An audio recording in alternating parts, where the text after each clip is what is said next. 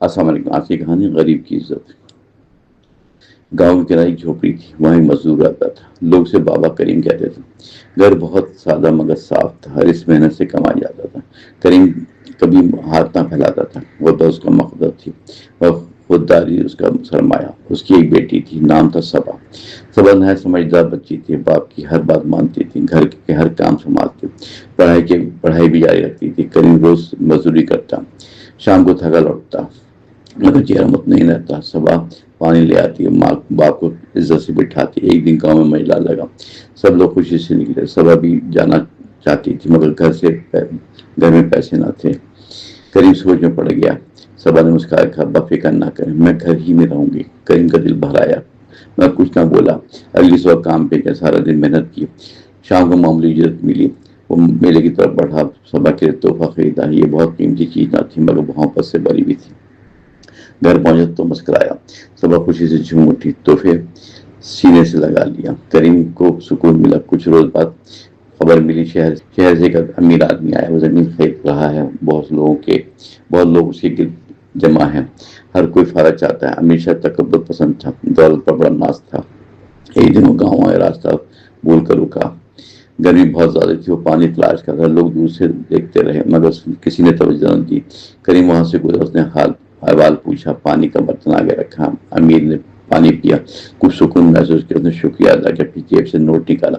کریم پیچھے ہٹا کہنے لگا، محترم صاحب، مہمان نوازی فروخت نہیں ہوتی۔ امیر حیران ہو گیا، ایسے جواب کم سننا تھا۔ اس نے دوبارہ اصرار کیا، کریم نے انکار کر دیا۔ کریم میرے لیے کافی ہے، عزت میرے لیے کافی ہے۔ امیر خاموش کھڑا رہا۔ پہلی بار سوچ میں پڑ گیا، دولت سب کچھ نہیں، انسان بھی ضروری ہے۔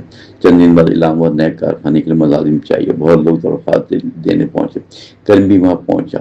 امیر نے اسے پہچان لیا، سب کے سامنے بلایا، لوگ حیرت سے دیکھنے لگے۔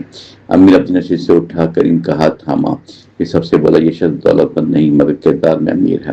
میں نے اسے سیکھا ہے، عزت خریدی نہیں جاتی، محنت سے کمائی جاتی ہے۔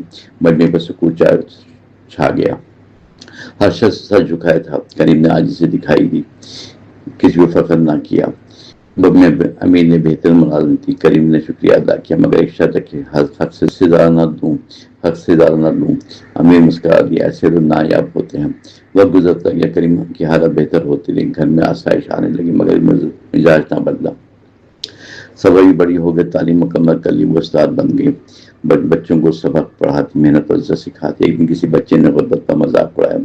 صبا نے پیار سے کہا، کپڑوں سے قدر نہیں ہوتی، اصل قیمت کردار کی ہوتی ہے۔ انسان اچھا ہو تو سب سے بڑا سرمایہ ہوتا ہے۔ بچے غور سے سنتے رہے، یہ بات دلوں میں اتر گئی۔ شام کو صبا گھر آئی، باپ کے پاس بیٹھی، پرانے دن یاد کیے، میلہ والا تحفہ دیکھا، اب بھی سنبھال کر رکھا تھا۔ کریم کی پلکیں جھک گئی، دل شکر سے بھر گیا۔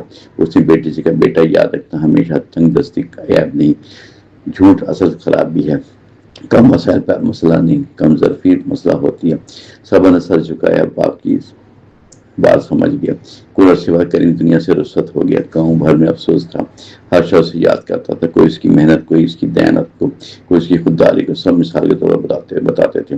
صبا نے باپ کی جگہ تعلیم زندہ رکھی ہمیشہ۔ لوگ آج بھی کہتے تھے، کریم غریب ضرور تھا مگر عزت میں بڑا تھا۔ اسے ثابت کر دکھایا تھا کہ انسان کی اصل پہچان دولت نہیں ہوتی، جو خودداری سے جیتا ہے وہ دلوں پر راج کرتا ہے، اور جو عزت بانٹتا ہے وہ کبھی نہیں بھلایا جاتا۔